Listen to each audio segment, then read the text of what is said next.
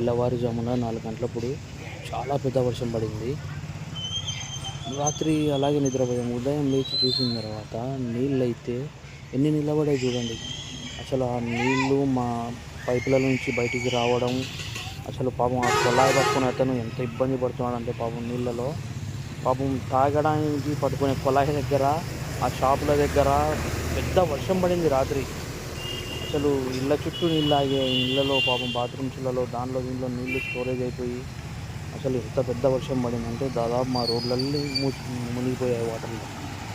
అంత పెద్ద వర్షం పడింది నిన్న రాత్రి. చాలా రోజుల తర్వాత పడింది ఇంత పెద్ద వర్షం. అసలు రోడ్లు, ఆ తర్వాత ఆ నీళ్ళు ఎటు పోవాలో తెలియక రోడ్లు మొత్తం నిండిపోయాయి దానివల్ల. చాలా ఇబ్బంది పడ్డారు మా ఊరు ప్రజలు పాపం. ఇక్కడే కాదు చాలా ఏరియాల్లో ఇట్లాగే నీళ్ళాగాయి. పాపం చాలా ఇబ్బంది పడ్డారు వర్షం వల్ల. చాలా పెద్ద వర్షం పడింది రాత్రి మాత్రం. దాదాపు 4 గంటలప్పుడేమో మొదలైంది వర్షం. ఉదయం ఏపున 4 గంటలప్పుడు మొదలైంది. ఏకధాటిగా 2 గంటలు నాన్ స్టాప్‌గా పడింది వర్షం. ఆ వర్షానికి పాపం ఊళ్ళో నీళ్ళాగిపోయి అక్కడ పనులు చేసుకొని పనులకు పోయే వాళ్ళకి ఇబ్బంది. అక్కడ నీళ్ళు పట్టుకోవడానికి ఇబ్బంది. ఆ వాటర్ డ్రైనేజ్ సిస్టమ్ అంతా కొలాప్స్ అయిపోయాయి అన్నీ. ఎక్కడెళ్ళాలో తెలియక పాపం ఆ రోడ్లు గుంతలు గుంతలు పడ్డాయి. గుంతలు పాపం ఇద్దరు కింద పడ్డారు పాపం. చాలా పెద్ద వర్షం పడింది ఫ్రెండ్స్ రాత్రి.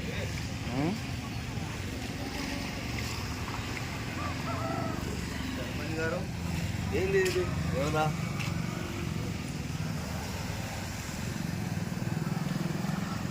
దోవరికి కదా దోవరి మీకు గుండకాలి కదా